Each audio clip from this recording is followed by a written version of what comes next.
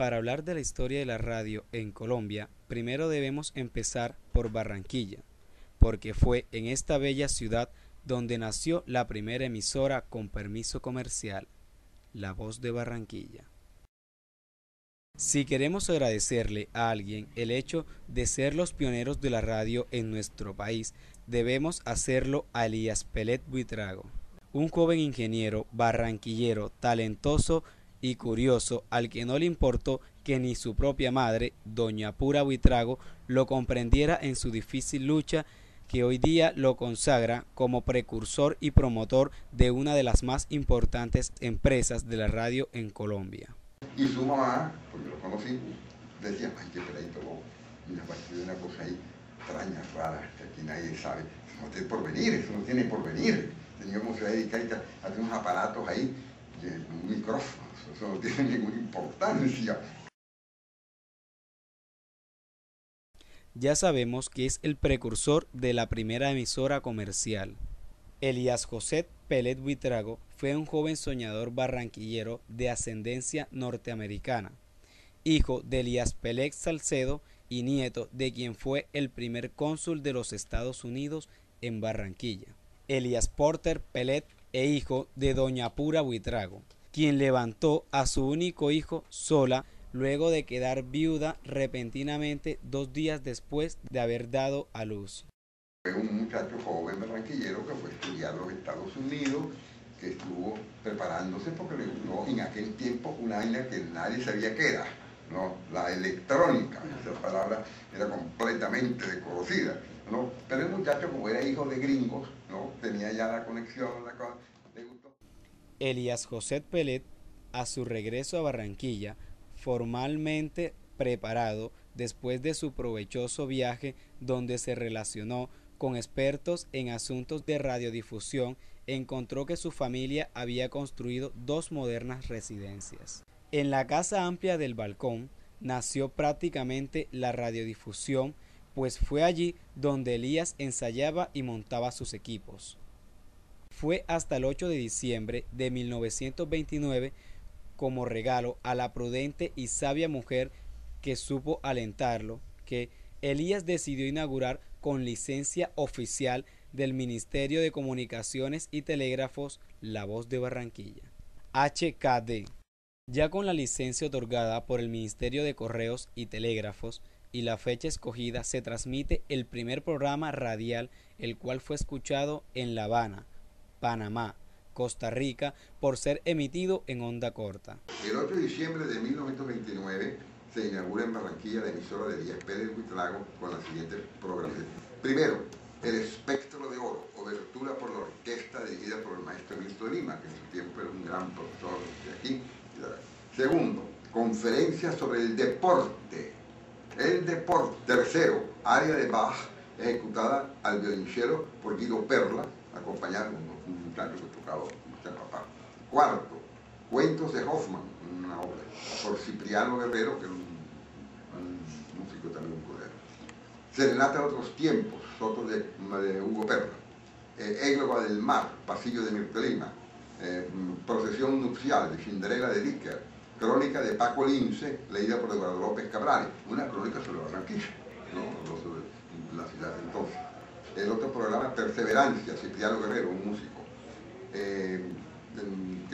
Salmos de Amor y el Himno Nacional de Colombia. Ese fue el primer programa que se oyó en Barranquilla y se oía en La Habana, se oía en Panamá, se oía en Costa Rica, porque era onda corta. Elías Pelet Buitrago había cumplido su sueño anhelado, oficializar su primer programa radial. Ahora tenía que darle un sentido profesional y en esto entran los locutores. Al comienzo de la radio, para poder ostentar el título de locutor, el gobierno, por decreto número 1051 de 1944, había dispuesto 2 reglas fundamentales. La primera, por no usar correctamente el idioma castellano, y la segunda, por transmitir noticias o comentarios prohibidos por la ley. 3 condiciones para ser locutor. El gobierno, derecho, ¿no?, a ser locutor, ¿no? Tenía que tener, además, la locución tiene varios campos de acción. Hay locutor deportivo, Entonces le gustó tener una voz con una pronunciación, ¿no? Una énfasis propio, ¿verdad? Porque se supone que el locutor además es un animador, de modo que entonces no dice gol, lo metió el gol. Ese no es el término gol, no, pero no gol. Eso no puede ser lógico. Eso no es solo de presentador de artistas o de cosas de esas. Tiene mucha calidad, ¿no? Parece que si va a ser en persona, pues está un varón. Que no tenga pues la presencia que se exige, la elegancia sobre todo, ¿no? En los comienzos de la radio no se le veía por venir y fue muy difícil hacer prosperar como negocio una industria radial. Fue gracias a la posición económica solvente, a la consagración y espíritu cívico de Elías Pelet Buitrago, con la colaboración de sus amigos que fue aumentando su sintonía.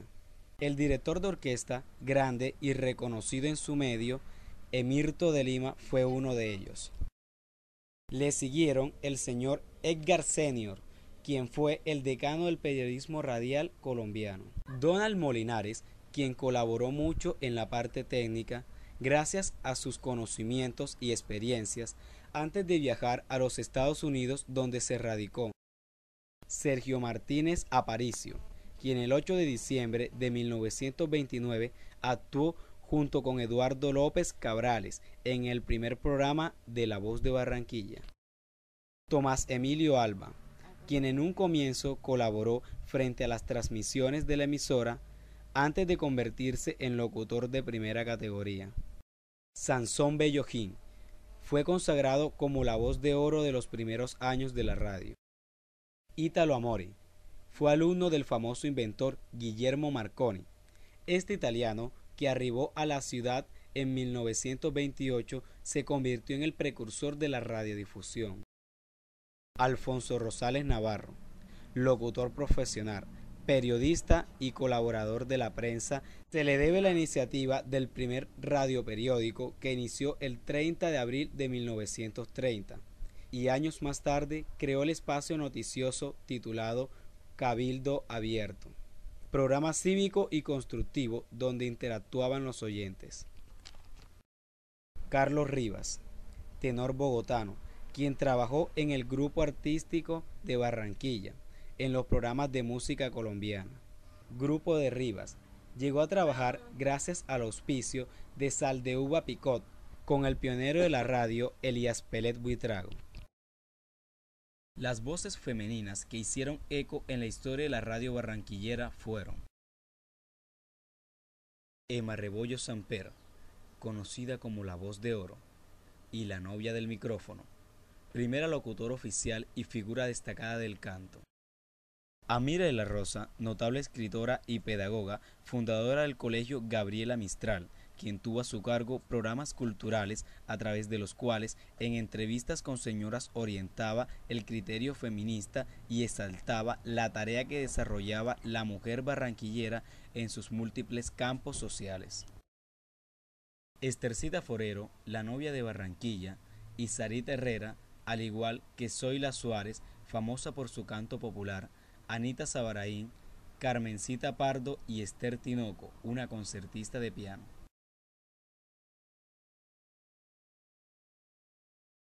José Boro, cantante chileno, famoso por sus canciones ¿Qué tienes en la mirada? Y Salud, dinero y amor. José Mojica, cantante mexicano, sus éxitos de siempre, Júrame y El precio de un beso.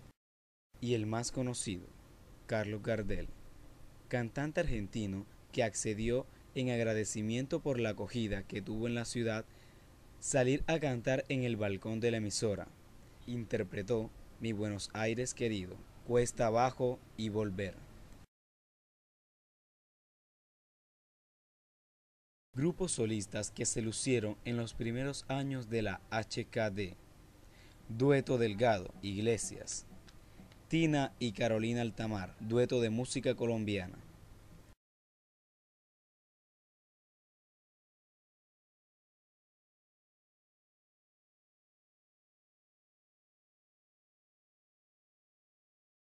Aquí están, canciones de aquella época. Júrame que aunque pase mucho tiempo, no olvides el momento en que yo te cogí. Han muerto, son casi que villanos. La otra, aquellos ojos verdes de mirada serena, el relicario, pam pam pam param, pam pim pam param, que en español un paso doble. El otro, María la O, que es una canción que se cantaba María la O, cubana. Siboney, sale loco de contento con su cargamento para la ciudad. El Choclo, un tango argentino. Palmeras, es una canción lindísima. Vereda Tropical, sale, ¿cómo era? Voy por la vereda tropical, la noche estoy llena de inquietud, era cubana. La Paloma, ¿no? Es una canción mundial, ¿no?